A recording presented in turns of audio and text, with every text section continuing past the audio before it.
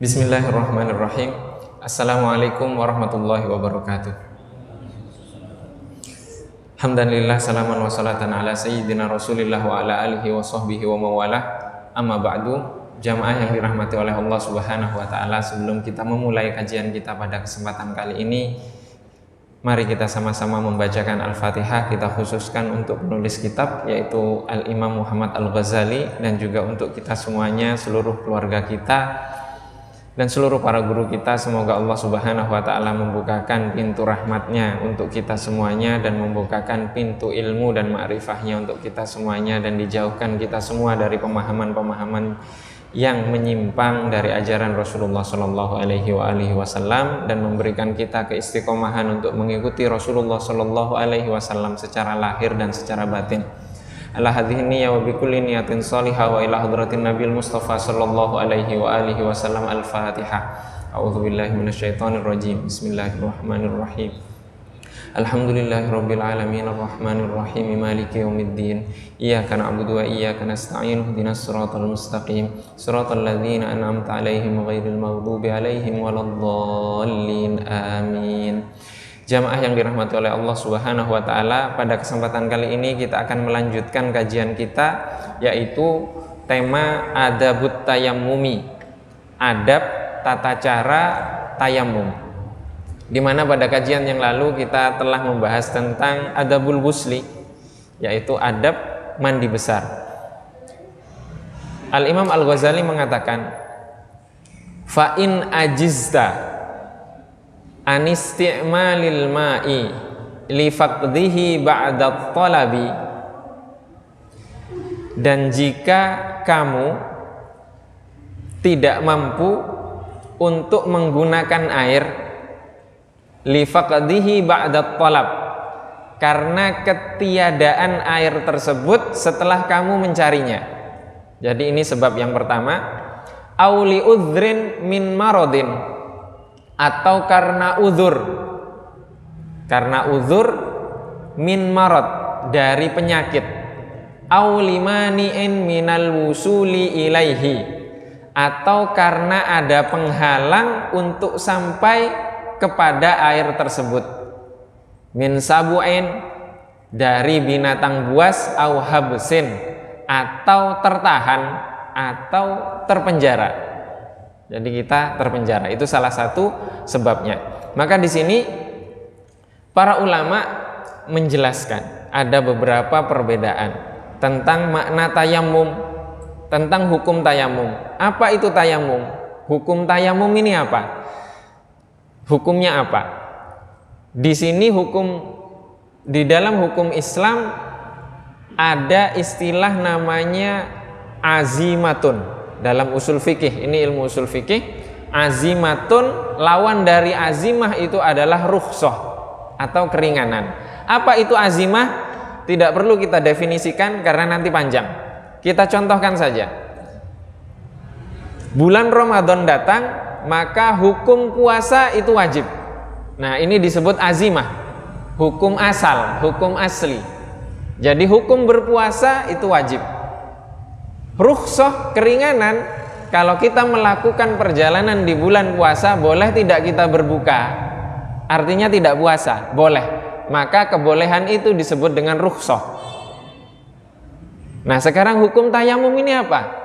Hukum asli atau dia rukhsah, keringanan?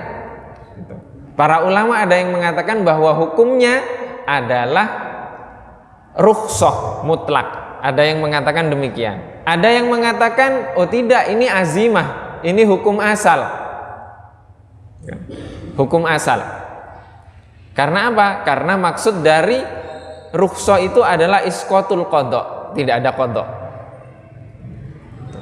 Kemudian ada yang mengatakan, oh kalau hilangnya ketiadaan air itu ada dua sebab. Karena memang tidak ada, benar-benar tidak ada, atau ada tapi tidak boleh digunakan. Ada tapi tidak boleh digunakan. Maka tadi dikatakan limani'in syar'i, limani'in, karena ada yang melarang, yang menghalangi. Liudhrin marad, karena sebab Airnya ada tapi kita sakit. Sakit apa? Misalkan nggak boleh kena air lah tubuh kita. Cacar, boleh kena air? Tidak boleh. Artinya tayamum. Airnya ada tidak? Ada, tapi tidak boleh digunakan. Au limani en minal wusul ilaihi, atau karena ada yang menghalangi kita untuk sampai ke air tersebut. Min sabuen, sabu di sini artinya binatang buas.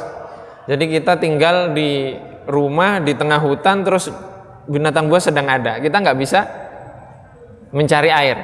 Itu mungkin bagi teman-teman atau orang-orang yang suka hiking atau suka melakukan pendakian gunung atau apa, itu mungkin terjadi.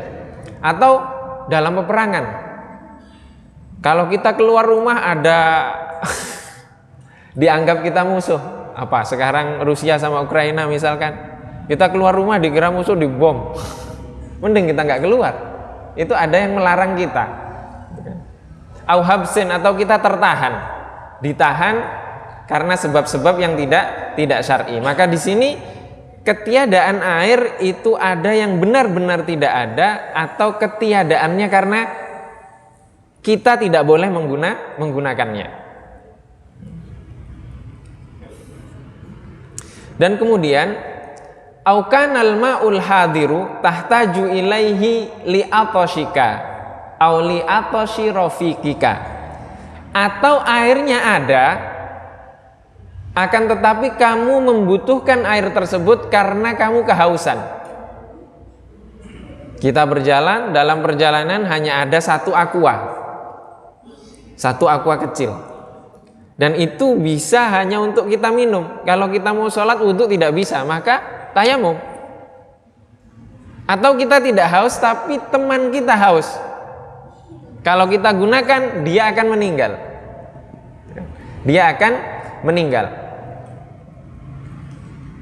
Maka ini adalah hajat untuk yang kalau tidak dipenuhi hajatnya maka akan menghilangkan nyawa.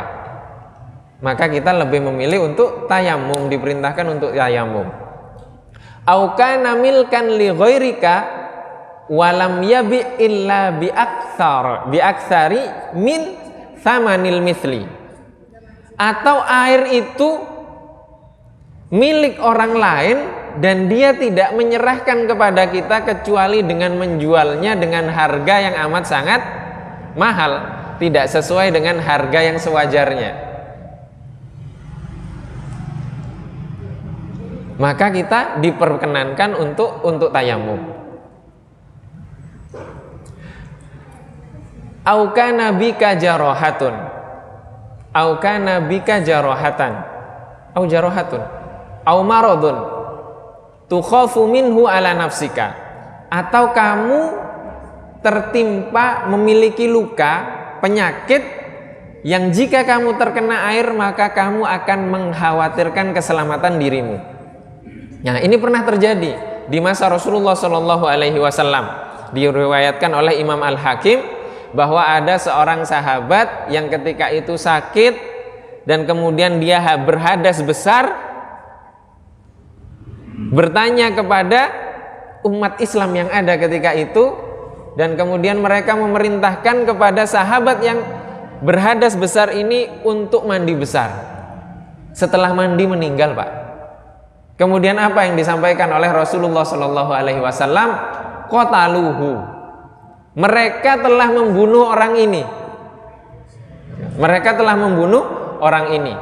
Alam yakun shifa'ul ayyi as-su'ala, bukankah obat dari al-ayyi itu artinya al-jahlu, bukankah obat dari kebodohan itu bertanya? Sudah ada Rasulullah, kenapa tidak bertanya dulu kok langsung memberikan hukum? Nah, sekarang sudah banyak yang seperti itu. Spesialisasi kita apa? Sampai kita harus berfatwa memberikan hukum dalam urusan agama. Boleh tidak yang duduk di depan ini memberikan obat resep atas penyakit jantung? Tidak boleh. Itu bukan spesialisasi saya. Itu bukan spesialisasi. Maka kalau kita tidak mengetahui sebuah hukum itu secara detil, jangan menjawab, mending bertanya. Maka ini jawaban dari Rasulullah Shallallahu Alaihi Wasallam.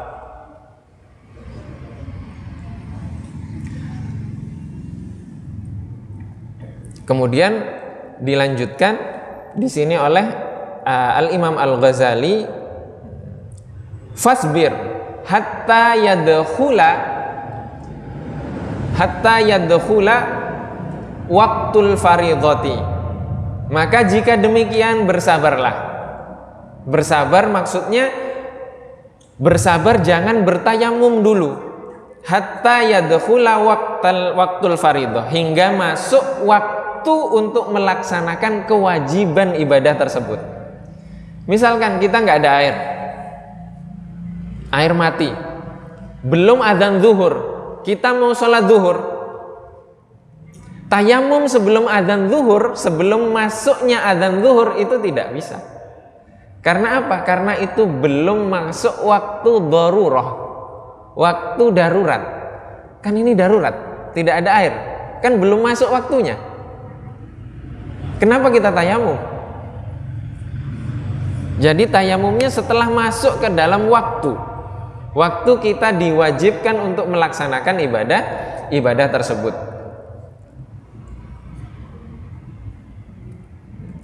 Maka di sini dikatakan wala darurata qoblal waqti, tidak ada kedaruratan sebelum masuk waktunya.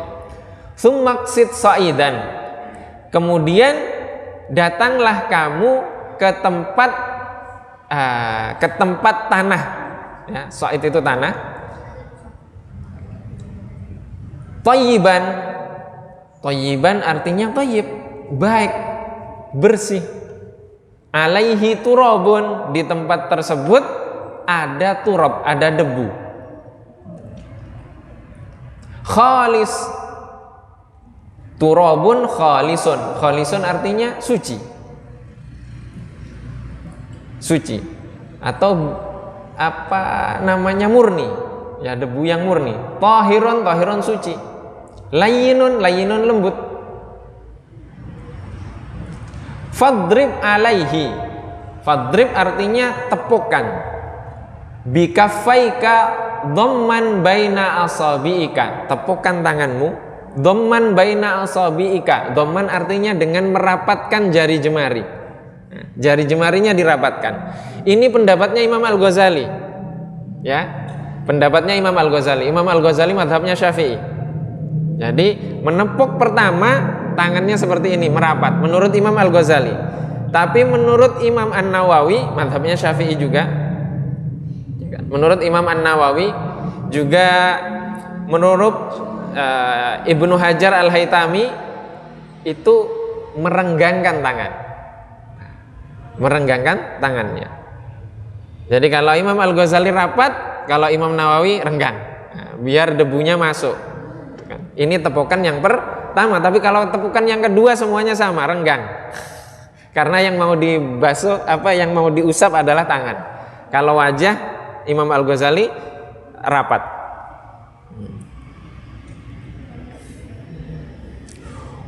Wanwi, dan niatkan istibahata fardis sholati, akan melaksanakan sholat. Niatnya adalah istibahah itu agar kita boleh untuk melaksanakan sholat, bukan niatnya untuk raf'ul hadas. Raf'ul hadas ini mengangkat hadas. Jadi hadas kecilnya hilang tidak hilang. Hadas kecilnya tidak hilang. Maka niatnya adalah untuk melaksanakan ibadah.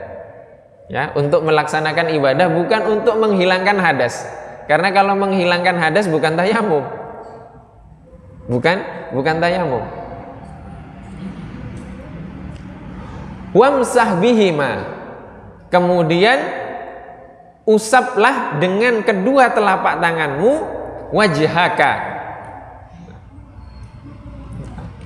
kullahu marratan wahidah. Kemudian usaplah kedua wajahmu dengan kedua telapak tanganmu marratan wahidah, sekali saja. Jadi setelah kita tepukkan begini atau renggang, kemudian kita usap wajah kita. Nah, mengusapnya sekali. Jadi terkena semuanya. Itu cara mengusapnya. Wala tatakallaf isalal ghubari ila manabitis sya'ri khaffa au kathif.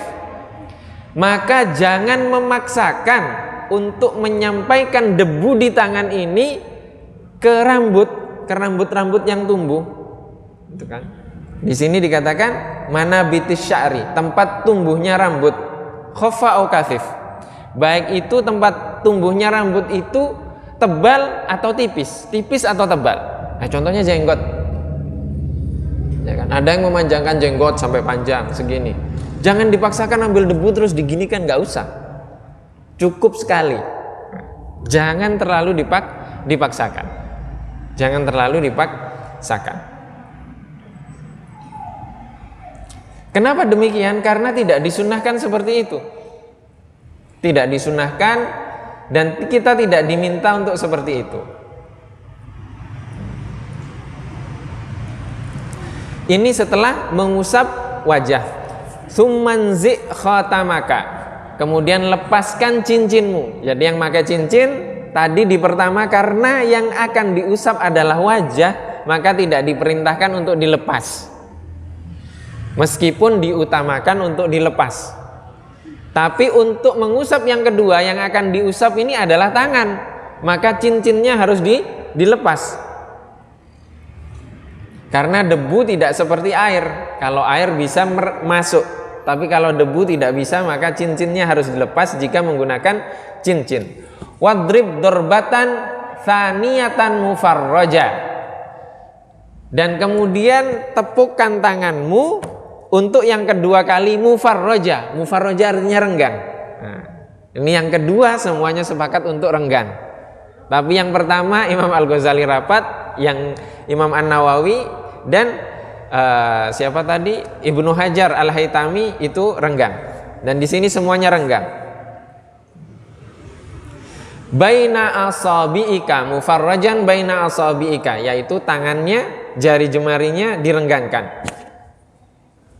Wamsah bihima, dan kemudian usapkan dengan kedua telapak tanganmu, yadaika ma'al mirfaqaika. Usapkan dengan telapak ini, kedua tangan kita dari ujung tangan sampai, nanti akan dijelaskan cara mengusapnya. Ya, cara mengusapnya kita contohkan saja. Ini ibaratnya saya buka ya. Setelah kita tepukkan, maka kita usap dari ujung.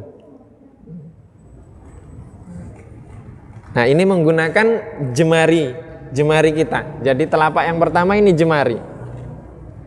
Sampai mutar, setelah putar baru pakai telapak tangan. Nah, jempol ketemu dengan jempol, jadi semuanya kena. Masih banyak di antara kita yang belum mengerti tata cara tayamum. Kadang tata tayamum seperti ini saja, debunya kemana? Maka debu yang telapak ini, jari, ini untuk tangan kita yang bagian depan. Setelah itu telapak tangan, ini kita putar. Kemudian jempol kena jempol, jadi semuanya kena. Semuanya terkena debu. Demikian juga untuk tangan yang kiri. Maka di sini dikatakan oleh Al-Imam Al-Ghazali, fa in lam tastau'ibhima, jika kedua tepukan tangan tadi, yang pertama untuk muka, wajah, dan yang kedua untuk tangan itu tidak cukup, fadrib dorbatan ukhra, maka lakukan untuk yang ketiga kali jika tidak cukup. Akan tetapi itu hukumnya makruh, yang disunnahkan cukup 2. itu makruh. Ila antastau ibahuma, hingga semuanya terpenuhi, yaitu terkena apa? Terkena debu tersebut. Sumamsah ihda kaffaika bil ukhra wamsah ma baina asabi'aika bit takhlil. Jadi tadi setelah selesai kita usapkan kedua tangan, setelah itu antara jari jemari kita beginikan. Ini takhlil namanya.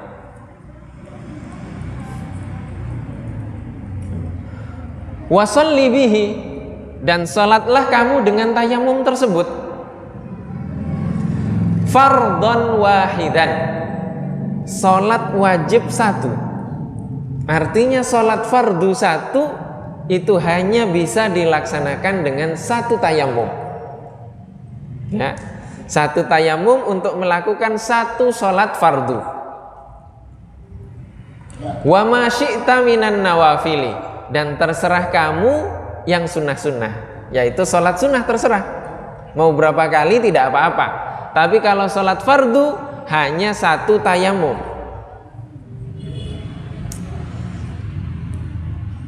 Misal salat apa? Salat Isya. Boleh tidak kita tayamum, setelah tayamum kemudian salat sunnah langsung salat Isya? Boleh tidak? Boleh. Karena salat sunnahnya nggak dihitung. Kemudian setelah salat Isya kita salat ba'diyah Isya, boleh? Boleh. Yang tidak boleh adalah salat maghrib dengan tayamum, kemudian salat Isya kita nggak tayamum lagi, itu tidak boleh. Jadi harus tayamum lagi, karena satu tayamum untuk satu salat fardu. Fa in aradta fardhan tsaniyan, jika kamu menginginkan untuk melaksanakan salat fardu yang kedua kali, fasta'nif lahu tayammuman akhar, maka bertayamumlah untuk tayamum yang baru. Untuk tayamum yang baru. Ini adalah tentang tayamum. Dan kemudian tema yang selanjutnya, bab yang selanjutnya adalah adabul khuruji ilal masjid. Adab keluar menuju masjid, artinya keluar rumah untuk menuju ke masjid. Menuju masjid untuk apa? Untuk sholat boleh, untuk belajar bisa, untuk datang ke pengajian bisa. Yang jelas jalan keluar dari rumah menuju masjid. Adabnya bagaimana? Fa idza faraghta min taharatika, jika kamu telah selesai dari amaliyah taharahmu, bersucimu, fasalli fi baitika, maka sholatlah kamu di rumahmu, rakaatai subhi, 2 rakaat sunnah subuh atau sunnah fajar, ya. Sholat sunnah fajar. In kanal fajru qad tala, jika fajar telah terbit, maka sholat fajar di rumah. Kemudian di sini oleh salat fajar itu 2 rakaat, salat sunnah fajar 2 rakaat. Di sini dijelaskan oleh Syekh Nawawi Al-Bantani, waqra fihi ma suratal kafirun wal ikhlas. Bacalah ketika salat sunnah fajar itu 2 rakaat, itu rakaat pertama surat Al-Kafirun dan rakaat yang kedua surat Al-Ikhlas. Jadi rakaat pertama dari salat sunnah fajar itu Al-Kafirun, rakaat yang kedua Al-Ikhlas. Ini Al-Kafirun dan Al-Ikhlas ini adalah dua-duanya namanya surat Al-Ikhlas. Kalau Al-Ikhlas yang pertama, Al-Kafirun itu namanya ikhlas karena rububiyah, tiada Tuhan selain Allah. Kalau Al-Ikhlas yang kedua itu menjadikan seluruhnya itu untuk Allah Subhanahu wa ta'ala. Bahkan ada beberapa sahabat yang setiap kali sholat itu setiap rakaatnya selalu ditutup dengan Al-Ikhlas. Itu ada. Jadi sudah baca surat panjang, di akhir dibaca qul huwallahu ahad. Setiap rakaat seperti itu. Ditanya kenapa? Kata Rasulullah, dijawab oleh sahabat tersebut, ya karena saya suka dengan Al-Ikhlas itu. Artinya Rasulullah tidak mencontohkan, tapi dilakukan oleh para sahabat. Kemudian Rasulullah membenarkan. Maka di sini dikatakan membaca di rakaat pertama sholat fajar itu Al-Kafirun, sunnah fajar, dan rakaat yang kedua Al-Ikhlas. Atau Di rakaat yang pertama membaca Alam Nashrah, di rakaat yang kedua Alam Taro. Dikatakan oleh Al-Imam An-Nawawi di sini, Syekh Nawawi Banten, faman qara'a fi raq'atil fajri Alam Nashrah wa Alam Taro, barang siapa yang membaca di dua rakaat sunnah fajar, rakaat yang pertama Alam Nashrah, rakaat yang kedua Alam Taro, qasurat anhu yadu kulli aduwin, maka tangan musuh itu tidak bisa menyentuh kita. Walam yaj'al lahum alaihi sabil, dan Allah tidak akan membukakan pintu keburukan dari mereka untuk orang yang membaca ayat tersebut, surat tersebut. Wa hadza sahihun mujarrab, dan ini benar dan telah dicoba. Mujarrab bila syakin, tidak ada keraguan di dalamnya. Hakadza naqalahu Bijirmi anil Ghazali, demikian Imam Al-Bujirmi meriwayatkannya dari Imam Al-Ghazali. Artinya Imam Al-Ghazali sudah nyoba ini. Nah, ini juga dokter, tapi dokter di masalah hal yang seperti ini. Bagaimana kita menyikapi hal-hal yang seperti ini? Nah, Rasulullah kan tidak mencontohkan. Pertanyaannya, apakah ini bertentangan dengan syariat? Bertentangan tidak? Atau misalkan beda kan antara sholat sunnah dua rakaat sebelum sholat subuh, sholat sunnah fajar. Rakaat yang pertama baca Alam Nasrah, rakaat yang kedua baca Alam Taro. Bertentangan dengan syariat tidak? Tidak bertentangan. Artinya boleh dilakukan. Selama tidak bertentangan, tidak apa-apa, diamalkan. Dan ini sudah dicoba oleh Imam Al-Ghazali dan terbukti. Standarnya syariat. Kecuali ada yang mengajarkan di rakaat pertama baca Pancasila, di rakaat yang kedua baca pembukaan Undang-Undang 45, itu baru sesat. Ini yang dibaca ayat Quran. Artinya tidak apa-apa. Dan boleh dicoba. Kadzalika, demikian juga kana yaf'alu Rasulullah sallallahu alaihi wasallam. Demikian Rasulullah sallallahu alaihi wasallam melakukan. Artinya Rasulullah melakukan sholat sunnah fajar itu di rumah, ya, di rumah.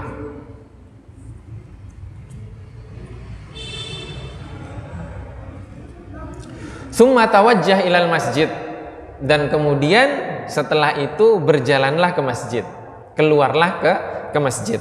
Keluar ke masjid di sini setelah melakukan sholat sunnah dua rakaat tadi.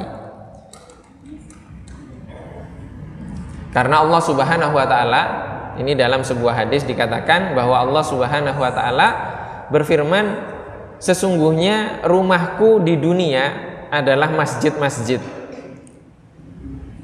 dan sesungguhnya orang-orang yang menziarahiku di dalamnya, merekalah orang-orang yang menghidupkan rumah-rumahku. Dan sebaik-baiknya hamba adalah hamba yang bersuci di rumahnya kemudian datang ke masjidku, kemudian dia menziarahiku, mengunjungiku di rumahku. Maka sebuah kewajiban bagiku untuk orang-orang yang mengunjungiku adalah memuliakannya. Artinya ketika kita bersuci dari rumah, kemudian datang ke masjid, masuk masjid, memberikan hak ke masjid itu, kita telah mengunjungi Allah Subhanahu wa taala. Kita telah mendatangi Allah Subhanahu wa taala meskipun Allah itu tidak nampak. Meskipun Allah itu tidak nampak. Wala tada'is salata fil jamaati, dan janganlah engkau meninggalkan salat jamaah.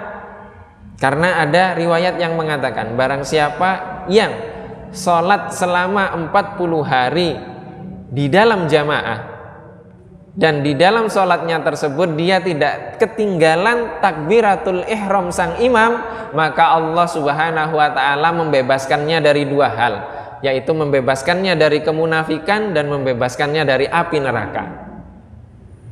Ini kalau 40 hari 40 hari, apalagi 100 hari, apalagi 120 hari, apalagi seumur hidup. Itu masya Allah. La siyama subah, apalagi sholat subuh. Fa sholatul jamaati tafdulu ala sholatil fadhi. Sholat berjamaah itu lebih utama dari sholat sendiri bisa ba'in wa ishrina darajah. Kelebihannya adalah 27 derajat dibandingkan dengan sholat biasa, sholat sendiri. Sebagaimana di dalam hadis. Di dalam hadis ada yang mengatakan 27 derajat, ada yang mengatakan 25 derajat. Fa in kunta tatasahal, jika kamu meremehkan hal tersebut, fi mithli hadzal ribhi, seperti keuntungan ini, keuntungan maksudnya keuntungan berjamaah. Jadi berjamaah itu 27 derajat. Kalau ditinggalkan dan kau meremehkan hal tersebut, fa ayyu faidatin laka, maka faedah apa yang kamu dapatkan fi thalabul ilmi, dalam menuntut ilmu. Jadi kalau keuntungan besar seperti ini ditinggalkan, terus kamu nuntut ilmu buat apa? Wa innama thamratul ilmi al-amalu, karena sesungguhnya buah dari menuntut ilmu itu adalah mengamalkan. Maka di sini malaikat Jibril itu di akhir hayat Rasulullah menanyakan 3 hal. Ya, saya ulang-ulang ini. Pertama ditanyakan tentang Islam. Islam itu rukun Islam, artinya diamalkan itu Islam. Iman, rukun iman itu ditanamkan. Setelah itu ihsan nanti akan masuk di dalam doa setelah ini yang akan disampaikan oleh Al-Imam Al-Ghazali ketika kita keluar akan menuju masjid, bahwa tidak ada tujuan kita selain Allah Subhanahu wa ta'ala, itu adalah ihsan. Artinya selain ini, kalau ada orang mengatakan dia sudah ihsan, sudah sampai, sudah wusul, sudah makrifat, meninggalkan Islam, Rasulullah nggak seperti itu. Rasulullah melaksanakan ketiganya, Islam, iman, dan ihsan. Maka kalau orang mengatakan dia sudah sampai ihsan kemudian nggak sholat, jangan diikuti, ditinggalkan. Mending kita kumpul di masjid bersama dengan orang-orang yang mengajak kita untuk mengamalkan. Fa'idha sa'aita, jika kamu telah berusaha, atau masyaita, jika kamu telah berjalan, ilal masjidi, menuju masjid, famshi ala hinatin, maka berjalanlah dengan lemah lembut, tenang, jangan terburu-buru. Wa tu'adatin di sini artinya adalah ta'anni. Ta'anni itu ta'anni pelan-pelan. Wasakinatin, sakinah di sini tenang. Wala ta'jal, dan jangan terburu-buru. Wa qul fi tariqika, dan berdoakalah engkau di jalanmu ketika kamu berjalan. Allahumma inni as'aluka bihaqqis sa'ilina 'alaika. Ya Allah, aku memohon kepadamu atas kedudukan, dengan kedudukan orang-orang yang memohon kepadamu. Ini doanya. Wa bihaqqir raghibina ilaika, dan kedudukan orang-orang yang menginginkan, mengharap kepadamu. Wa bihaqqi mamsyaya, dan kedudukan dari jalanku ini. Jalan kemana? Mamsyaya hadza ilaika, kepadamu. Nah, di sini berjalannya kita dari rumah menuju mana? Ilaika, kepadamu ya Allah. Kepadamu maksudnya apa? Ke masjid, yaitu ke rumahnya Allah Subhanahu wa ta'ala. Fa inni lam akhruj, sesungguhnya aku tidak keluar dari rumahku. Di terjemahan buku diartikan, dibacakan ashiron. Ashiron artinya sombong, tapi yang tepat adalah asharon. Bukan ashiron, bukan sombong, tapi asharon. Asharon artinya mengkufuri nikmat. Ya.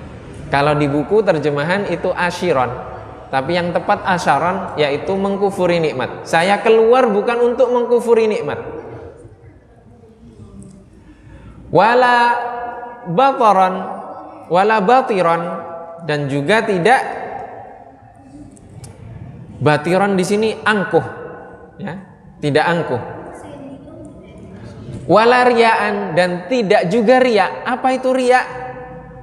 Riya itu gini, beribadah karena selain Allah itu namanya syirik. Ya, saya sholat di sini, niat saya biar dianggap alim oleh mertua saya, itu syirik. Biar mertua saya tambah cinta sama saya, itu syirik. Karena menyekutukan Allah dengan manusia, dengan selain Allah. Ya, maka harus ikhlas. Dan meninggalkan ibadah. Wah, nggak enak nih saya jadi imam, saya tinggalkan aja. Kenapa? Nggak enak, nanti dianggap ini, dianggap itu riya. Jadi meninggalkan sebuah ibadah karena nggak enak ke orang lain, itu juga riya. Itu juga riya. Artinya kita ya ibadah harus dilaksanakan, tapi ya harus karena Allah. Tidak boleh karena yang lainnya. Dan keluarnya kita ke masjid itu bukan riya. Bukan riya, bukan karena selain Allah Subhanahu wa taala. Wala sum'atan. Sum'ah di sini popularitas. Bukan mencari popularitas. Ya ini susah. Gimana om kita direkam seperti ini pengennya subscribernya banyak ya kan? Maka itu sulit, gitu kan? Itu sulit. Bal kharajtu ittiqa'a sakhatika, akan tetapi aku keluar dari masjid ini ya Allah ittiqa'a sakhatika, untuk selamat menjauh dari kemurkaanmu, wa batigha'a mardatika, dan mencari keridhaanmu. Fa as'aluka, dan aku memohon kepadamu ya Allah antungkizani minan nar, agar engkau mengentaskanku dari api neraka, wa antaghfirali dzunubi, dan engkau mengampuni dosa-dosaku. Mengampuni di sini ghufran dan afun. Kemarin sudah kita jelas, afun itu ampunan, ghufran itu juga ampunan. Tapi beda antara keduanya adalah afun itu memaafkan atau mengampuni tapi aibnya tetap terlihat, dosanya tetap terlihat. Tapi kalau ghufran itu dibarengi dengan sitrun, yaitu menutupi aib tersebut, menutupi dosa tersebut. Maka kita semoga mendapatkan ampunan dan juga maaf dari Allah Subhanahu wa taala dengan penutupan dosa tersebut. Fa innahu la yaghfiru dzunuba illa anta, karena sesungguhnya tidak ada yang mengampuni dosa-dosa tersebut selain engkau ya Allah. Itu adalah doa kita keluar dari rumah menuju masjid. Wallahu wa rasuluhu a'lam. Insyaallah di kajian yang akan datang kita akan membahas tentang adab dukhulil masjid, memasuki masjid. Mungkin ini yang dapat kita kaji.